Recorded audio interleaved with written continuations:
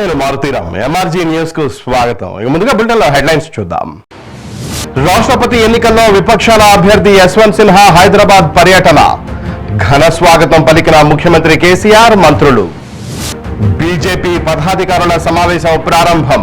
2 రోజుల పాటు జరగనున్న సమావేశాలు. ప్రధానమంత్రి నరేంద్ర మోడీకి తెలంగాణ మంత్రి కేటీఆర్ బహిరంగ లేఖ. రండి, చూడండి, నేర్చుకోండి అని విన్నపం. వరంగల్లో డాక్టర్ల నిరసన. జీతాలు వెంటనే చెల్లించాలని డిమాండ్. విశాఖలో జగన్నాథ స్వామి రథయాత్ర. జగన్నాథుడిని ఊరేగించేందుకు పోటీ పడ్డ భక్తులు. ఇక ఆ బుల్టన్లో డీటెయిల్స్ చూస్తే, రాష్ట్రపతి ఎన్నికల్లో విపక్షాల అభ్యర్థి యశ్వంత్ సిన్హా హైదరాబాద్ కు చేరుకున్నారు. బేగంపేట విమానాశ్రయంలో ఆయనకు ముఖ్యమంత్రి కేసీఆర్, మంత్రులు కేటీఆర్, శ్రీనివాస్ గౌడ్, పువ్వాడ అజయ్ కుమార్, ఎంపీ నామా నాగేశ్వరరావు తదితర నేతలు ఘన స్వాగతం పలికారు. అనంతరం వీరంతా ఎయిర్పోర్ట్ నుంచి నెక్లెస్ రోడ్లోని జలవిహార్ కు బయలుదేరారు. కేసీఆర్, యశ్వంత్ సిన్హా ఇద్దరు ఒకే వాహనంలో బయలుదేరారు. రోడ్డు పక్కన ఉన్న ప్రజలకు అభివాదం చేస్తూ వీరు జలవిహార్ కు వెళ్లారు. వీరి కాన్వాయ్ కు ముందు బైక్ ర్యాలీ కొనసాగింది. వేలాది బైకులు ముందుకు సాగుతుండగా కేసీఆర్ కాన్వాయ్ వారిని అనుసరించింది. రోడ్డు మొత్తం టీఆర్ఎస్ జెండాలతో గులాబీమయంగా మారింది.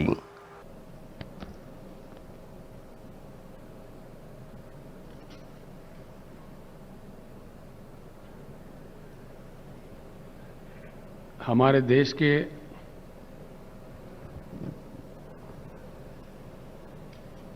राष्ट्रपति चुनाव के लिए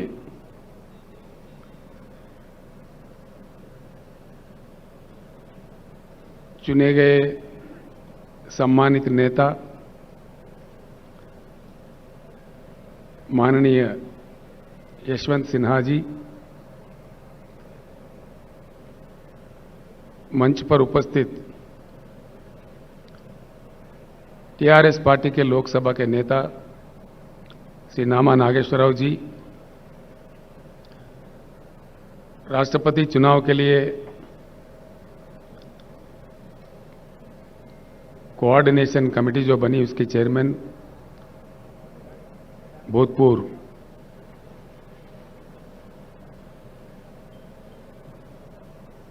पार्लियामेंट मेंबर श्री सुधींद्र कुलकर्णी जी, माननीय मंत्रीगण, माननीय पार्लियामेंट के सदस्य, तेलंगाना लेजिस्लेटिव काउंसिल के सदस्य और हमारे तेलंगाना विधानसभा के विधायक भाइयों बहनों, मैं आप सबको नमस्कार करता हूं। राजेश्वर रेड्डी के बाद फिर एक बार मैं यशवंत सिन्हा जी का हृदय से तेलंगाना जनता के ओर से, तेलंगाना सरकार के ओर से, हम तमाम के ओर से स्वागत करते हैं इस ऐतिहासिक हैदराबाद शहर में।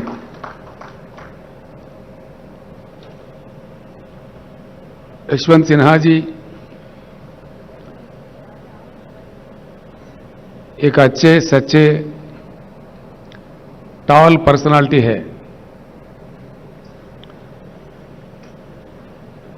उन्होंने अपने करियर एडवोकेट के रूप में स्टार्ट की है।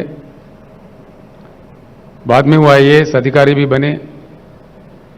अधिकारी के रूप में भी कई सेवाएं देश को उपलब्ध कराए।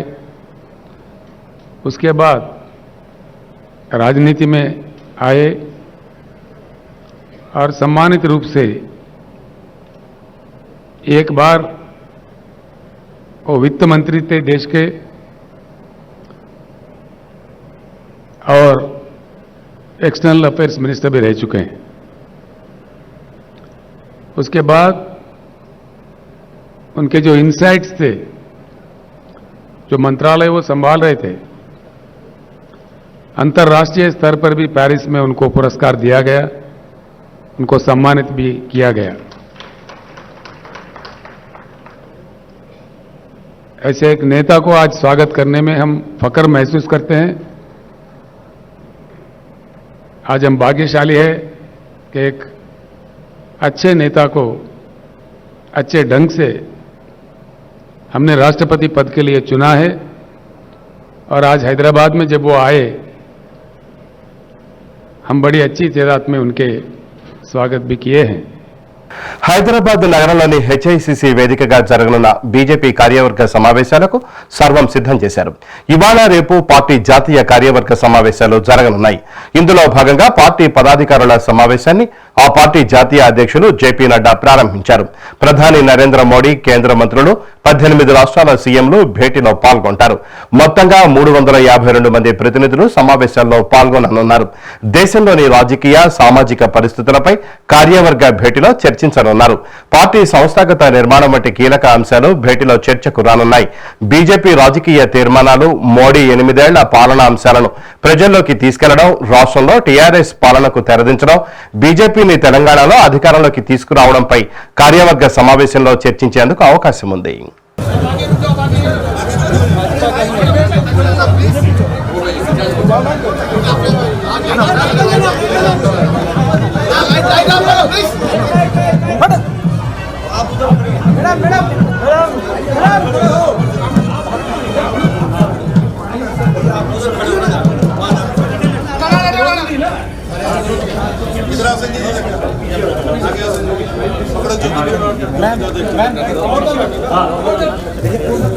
ना कैमरा डाउन ना किंदा ना कुछ ना कैमरा डाउन प्लीज लो भैया लाइट आ गई BJP national president JP Nadda जी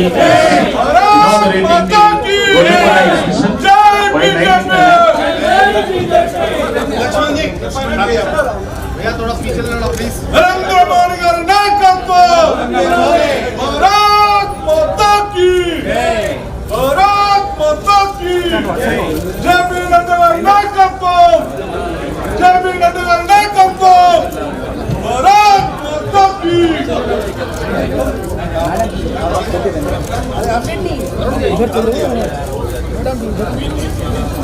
चला करो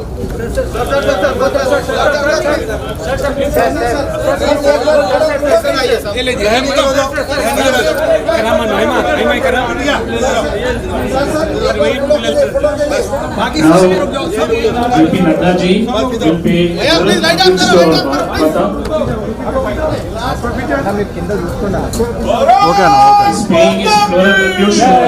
भारत माता की।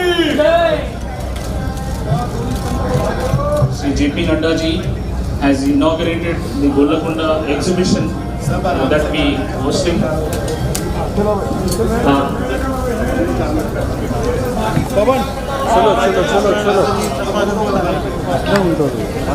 Now Nadda ji will see the exhibition. Please cooperate. I request the media to cooperate and even our volunteers, please be away while Nadda is watching the exhibition. Kindly move away. Kindly move away. This is a sand. This is a sand art that we have created on more than 8 years of governance. गिराओ मत, धीरे धीरे चलो यार इधर।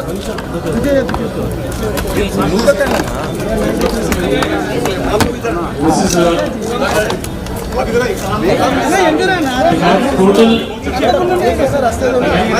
have total 5 teams in the exhibition.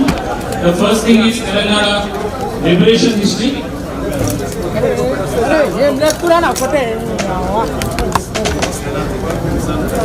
This liberation history was made by Sriram Reddy and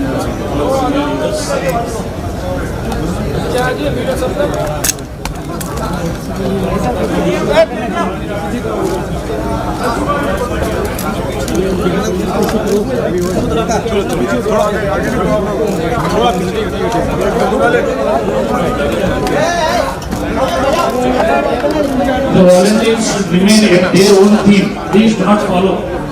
They should remain at their own theme. Kindly cooperate. BJP జాతీయ కార్యవర్గ సమావేశంలో పాల్గొనేందుకు హైదరాబాద్ వస్తున్న ప్రధానమంత్రి నరేంద్ర మోడీకి తెలంగాణ మంత్రి కేటీఆర్ బహిరంగ లేఖ రాశారు. నగరానికి వస్తున్న బీజేపీ నాయకులకు మతాలు, ప్రాంతాల పేరిట సంకుచిత మనస్తత్వం లేని శాంతియుత తెలంగాణ తరపున స్వాగతం అంటూ ప్రారంభించిన ఆ లేఖలో టీఆర్ఎస్ అధికారంలోకి వచ్చాక సాధించిన ప్రగతిని, రాష్ట్రంలో అమలవుతున్న 450కి పైగా సంక్షేమ పథకాల గురించి ప్రస్తావించారు. వాటి నుంచి పాఠాలు నేర్చుకోవాలంటూ ఆవో రండి, దేఖో చూడండి, సీఖో నేర్చుకోండి అని పేర్కొన్నారు. డబుల్ ఇంజన్ సర్కారు కొలువైన బీజేపీ పాలిత రాష్ట్రాల్లో దుర్భర పరిస్థితుల కారణంగానే సమావేశాలకు హైదరాబాద్ను ఎంచుకుని ఉంటారని, ఈ విషయంలో తనకేమీ ఆశ్చర్యం అనిపించలేదని అన్నారు. విద్వేషం, సంకుచితత్వాన్ని నిలువెల్లా నింపుకున్నందున ప్రజలకు పనికొచ్చే విషయాలను సమావేశాల్లో చర్చిస్తారని ఆశించడం అత్యాశ అవుతుందన్నారు. మీ చర్చలు మొత్తం కులం, మతం, జాతి ఆధారంగా సమాజాన్ని విభజించే మీ దుర్మార్గపు రాజకీయాల చుట్టూనే సాగుతాయనడంలో ఎలాంటి సందేహము లేదన్నారు. అసలు మీ పార్టీ ఎజెండానే విద్వేషమని, సిద్ధాంతం విభజన అన్న విషయం అందరికీ తెలుసన్నారు.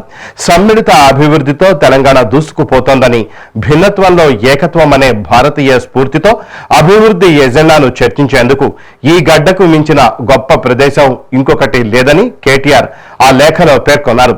తల్లిని చంపి బిడ్డను వేరు చేశారంటూ తెలంగాణ త్యాగాలను చులకన చేసే మీరు ఈ రాష్ట్ర మంచిని కోరుతారని ఎవరూ భావించడం లేదన్నారు. దేశానికి సరికొత్త దిశను నిర్దేశిస్తున్న తెలంగాణ విజయాల అధ్యయనానికి 2 రోజులు మీకు సరిపోవని తెలుసని కేటీఆర్ పేర్కొన్నారు. అందుకే రండి, చూడండి, నేర్చుకోండి అని అంటున్నామని మంత్రి వివరించారు. విపక్షాల రాష్ట్రపతి అభ్యర్థి యశ్వంత్ సిన్హా హైదరాబాద్ పర్యటన నేపథ్యంలో కాంగ్రెస్ తెలంగాణ పార్టీలో అంతర్గత విభేదాలు మరోసారి బయటపడ్డాయి. యశ్వంత్ పర్యటనను అధికార టీఆర్ఎస్ పార్టీ ప్రతిష్టాత్మకంగా తీసుకుంది. సీఎం కేసీఆర్ విమానాశ్రయానికి వెళ్లి స్వయంగా యశ్వంత్ కు ఘన స్వాగతం పలికారు. జనవిహార్లో పరిచయ సభకు తన కారులోనే తీసుకెళ్లారు. యశ్వంత్ అభ్యర్థిత్వానికి కాంగ్రెస్ కూడా మద్దతిస్తోంది. కానీ టీఆర్ఎస్ ఆధ్వర్యంలో జరుగుతున్న యశ్వంత్ హైదరాబాద్ పర్యటనకు దూరంగా ఉండాలని టీపీసీసీ నిర్ణయించుకుంది.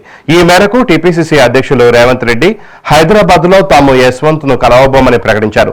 కానీ ఆయన ఆదేశాలను ఆ పార్టీ నేతలు లెక్క చేయడం లేదు. ఇప్పటికే సీనియర్ నేత వి హనుమంతరావు ఎయిర్పోర్ట్ కు వెళ్లి యశ్వంత్ సిన్హాకు స్వాగతం పలికారు. మరోవైపు TPCC working president MLA Jaggareddy Yashwant ను కలిసేందుకు ఆయన అపాయింట్మెంట్ కోరారు. సిన్హాకు కాంగ్రెస్ మద్దతు ఇస్తున్నప్పుడు ఆయనను సీఎల్పీకి పిలిస్తే బాగుండేదని అన్నారు. సిన్హాను కలవద్దని ప్రకటించిన రేవంత్ సీఎల్పీ నాయకుడు భట్టి విక్రమార్కను తప్పుబడుతూ జగ్గారెడ్డి లేఖ రాయడం చర్చనీయాంశమైంది. తెలంగాణ కాంగ్రెస్ లో యశ్వంత్ పర్యటన ఏ పరిస్థితికి దారితీస్తుందో చూడాలి. తాజా రాజకీయ పరిణామాలతో హైదరాబాద్ ఒక్కసారిగా వేడెక్కింది. ప్రధాని మోడీతో పాటు బీజేపీ అగ్రనేతలంతా హైదరాబాద్ కు విచ్చేస్తున్నారు. ఇదే సమయంలో విపక్షాల రాష్ట్రపతి అభ్యర్థి యశ్వంత్ సిన్హా కూడా హైదరాబాద్ కు వచ్చారు. ఈ క్రమంలో బీజేపీ టీఆర్ఎస్ మధ్య మాటల తూటాలు పేలాయి. ట్విట్టర్ ద్వారా బీజేపీ తెలంగాణ అధ్యక్షుడు బండి సంజయ్ మాట్లాడుతూ ముఖ్యమంత్రి కేసీఆర్ పై తీవ్ర వ్యాఖ్యలు చేశారు. ఫిబ్రవరిలో మోడీ నగరానికి వస్తే జ్వరమని ఫామ్ హౌస్ లో పన్నావు, మొన్న హైదరాబాద్ వస్తే పక్క రాష్ట్రానికి జారుకున్నావు, ఈసారి 2 రోజులు ఇక్కడనే ఉంటున్నాడు మోడీ, ఊర్లోనే ఉంటావా, ఊర్లు పట్టుకుని తిరుగుతావా ద్వారా, నీ మేకపోతు గాంభీర్యాలు బరాబర్ బయట పెడతామని ట్వీట్ చేశారు. బండి సంజయ్ ట్వీట్ కు అదే స్థాయిలో టీఆర్ఎస్ పార్టీ సమాధానమిచ్చింది. కడుపున విషం పెట్టుకుని కళ్ళబొల్లి మాటలు మాట్లాడేటోళ్లకు కలుస్తెంత, కలవకపోతే ఎంత, ఎక్కువ తక్కువ సప్పుడు చేయకండి, మీటింగ్ అయిపోగొట్టుకొని బిర్యానీ తిని ఛాయ్ తాగి చూసిన తెలంగాణ డెవలప్మెంట్ మోడల్ ను ఫాలో కండ్రి. మూటలేమో గుజరాత్ కు, విద్వేషపు మాటలేమో తెలంగాణక చల్హట్ అంటూ ఘాటుగా స్పందించింది. మాదాపూర్లోని హైటెక్ సిటీ సమీపంలో రోడ్డుపై కదులుతున్న కారులో మంటలు చెలరేగాయి. ఇంజన్ నుంచి మంటలు రావడాన్ని గమనించిన డ్రైవర్ పరారయ్యాడు. ఇంజన్లో షార్ట్ సర్క్యూట్ తో మంటలు చెలరేగినట్లు భావిస్తున్నారు. కారు జూబ్లీ హిల్స్ నుంచి మాదాపూర్ వెళ్తుండగా ఈ ఘటన జరిగింది. అగ్నిమాపక వాహనం ఘటనా స్థలానికి చేరుకుని మంటలను ఆర్పడంతో కారు పూర్తిగా దగ్ధమైంది. ఈ ఘటనతో ట్రాఫిక్ జామ్ అయింది. అనంతరం ట్రాఫిక్ పోలీసులు కారును పక్కకు తీసి ట్రాఫిక్ ను క్లియర్ చేశారు.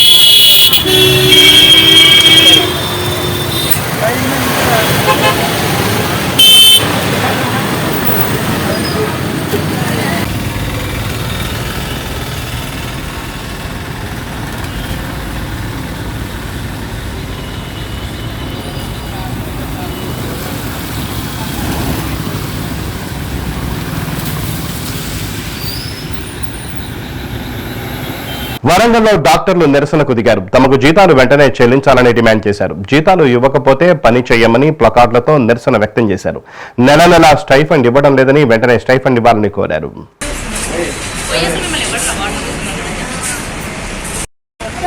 అవి పాంప్లెట్ మీకే ఇచ్చిపోతారు, ఎలా ఒక్కొక్కటి తీసుకునే వెళ్దాం.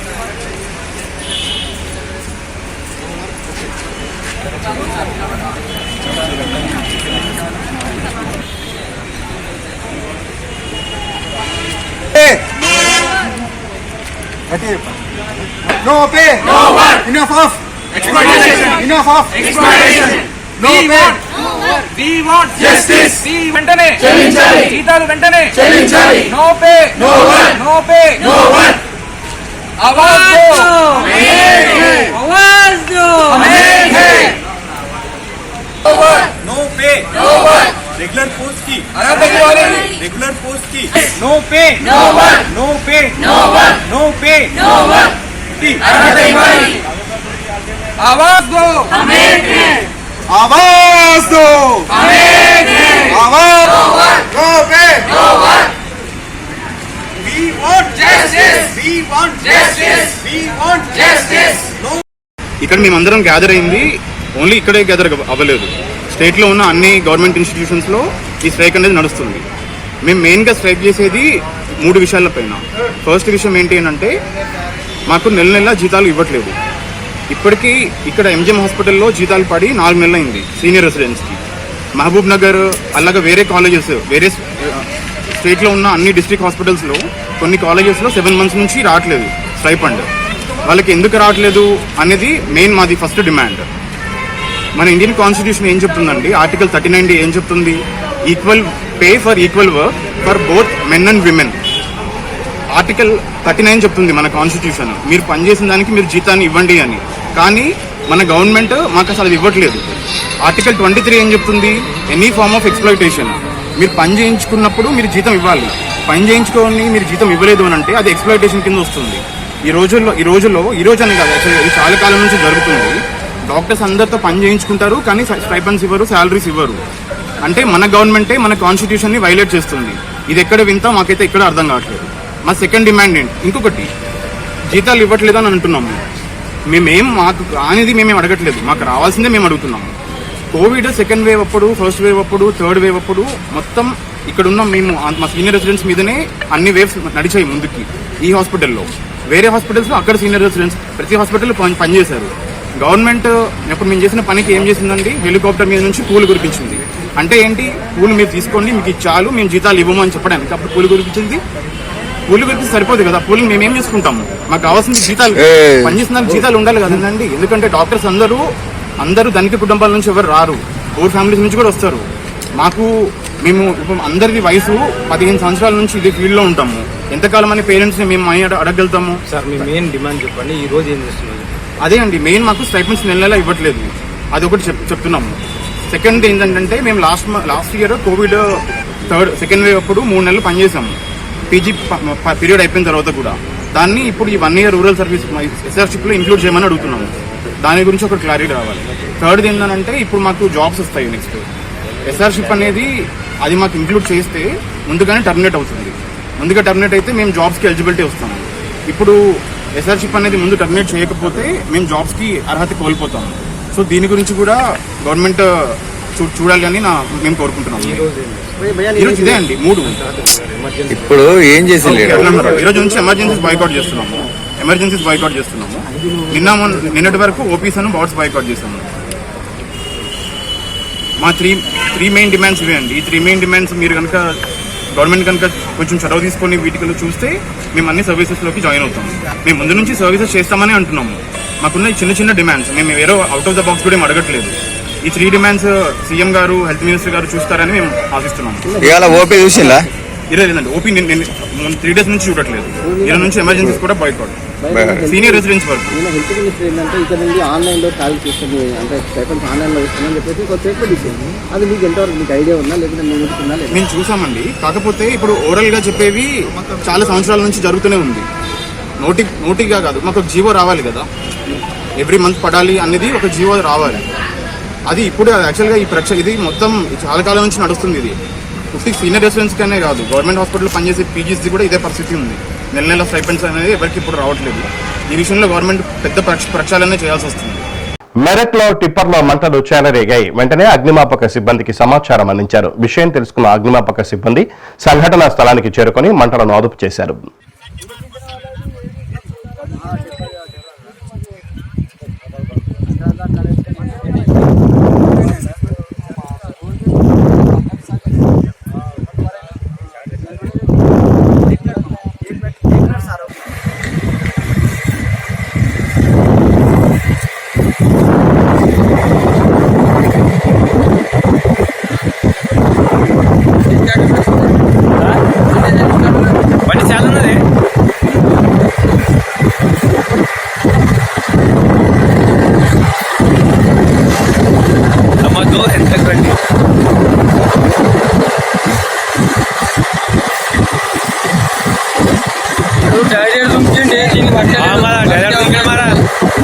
టచ్ 3 వైర్లు తాకినాయి.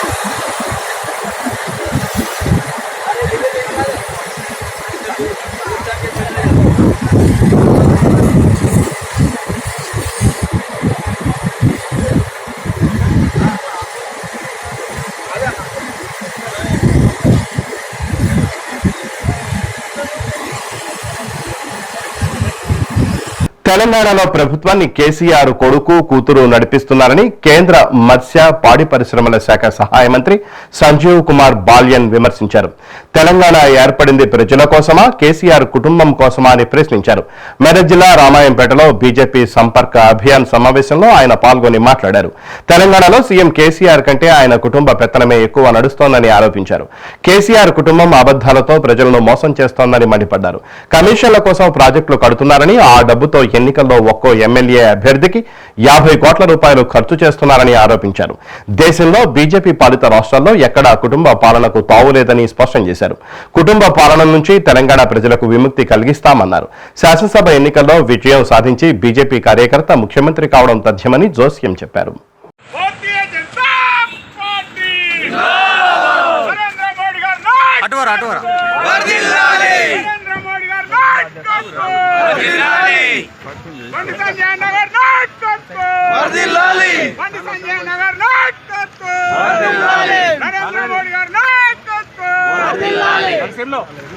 నరేంద్ర మోడీ గారి నాయకత్వం, భారతీయ జనతా పార్టీ, భారతీయ జనతా పార్టీ, భారత్ మాతా కీ జై, భారత్ మాతా కీ జై, జై మాతా గారి నాయకత్వం వర్ధిల్లాలి. సంజయ్ కుమార్ బాలన్ గారి నాయకత్వం వర్ధిల్లాలి. బాలన్ గారి నాయకత్వం వర్ధిల్లాలి. భారత్ మాతా కీ జై, భారత్ మాతా కీ జై, జై బీజేపీ.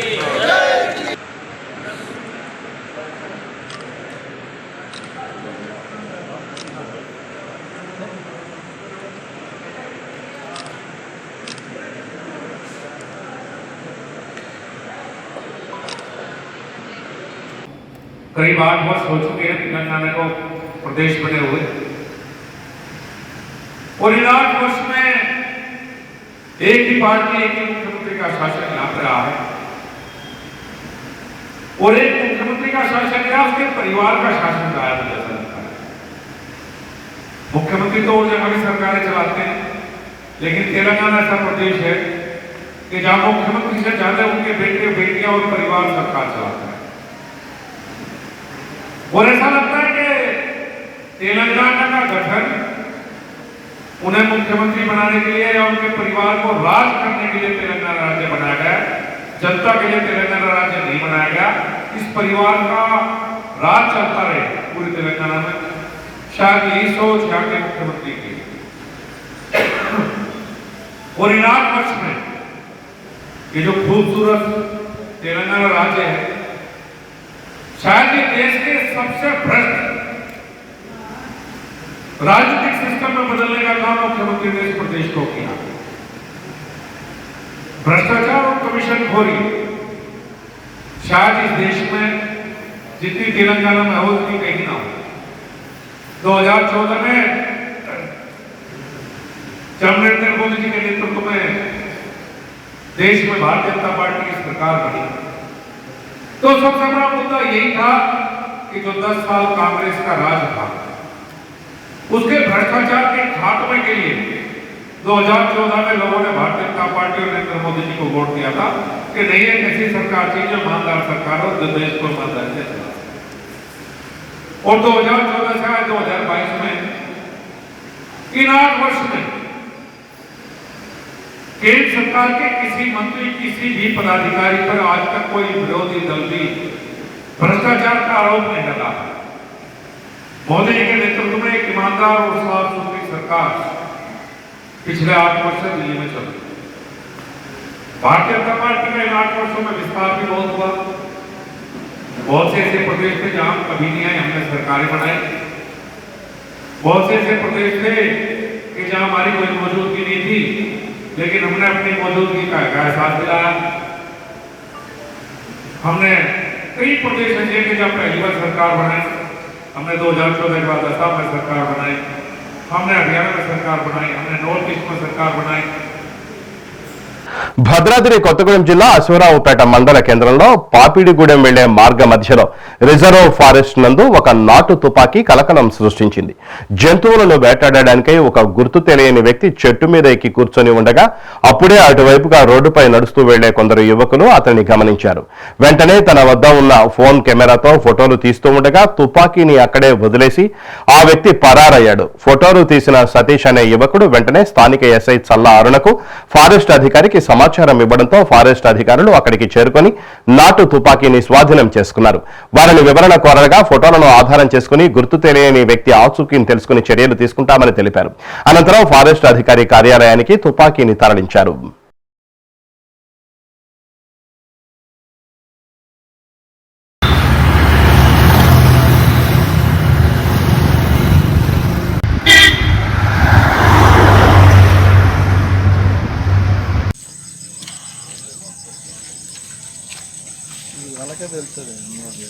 మొత్తం దీంట్లో చేస్తున్నారు, గన్నులు చేశారు, దీంట్లో చేస్తున్నారు. దాంట్లో స్టేషన్ తీసుకెళ్ళాను.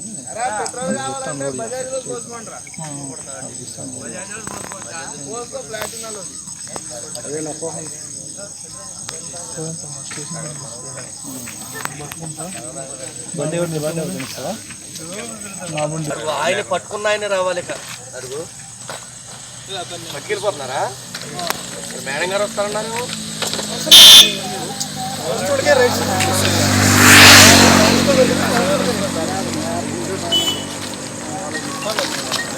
చెప్తా సార్ చెప్పు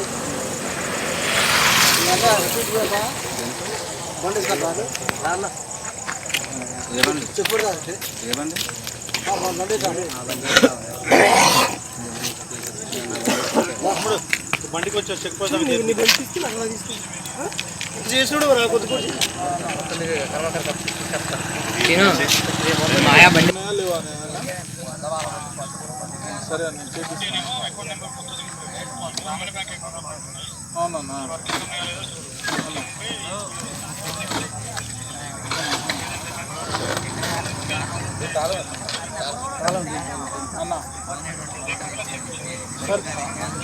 ఓకే అన్న రేపు చేపిస్తాను ఓకే అన్న ఓకేనా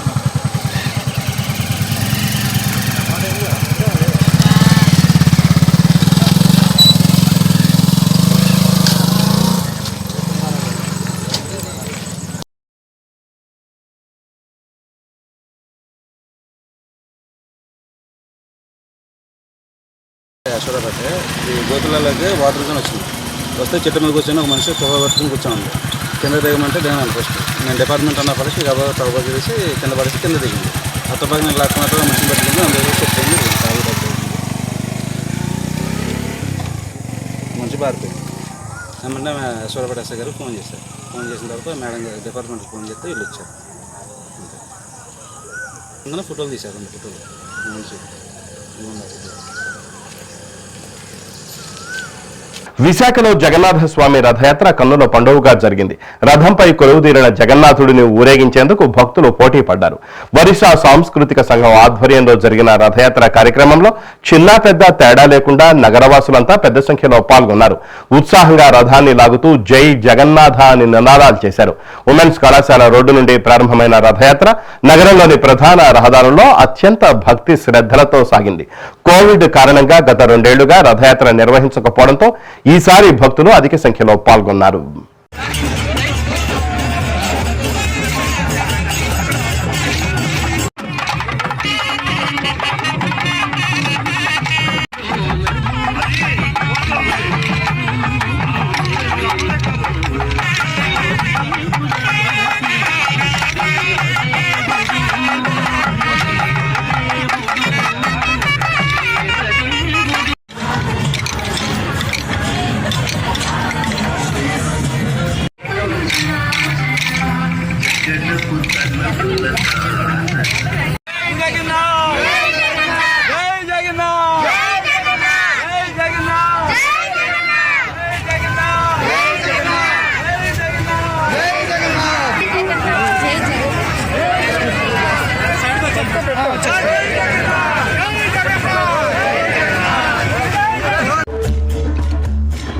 Hare Krishna, Krishna Krishna, Hare Rama, Hare Rama, Rama Rama, Hare Hare, Hare Krishna, Krishna Krishna, Hare Hare, Hare Rama, Rama Rama, Hare Hare, Hare Krishna, Krishna Krishna,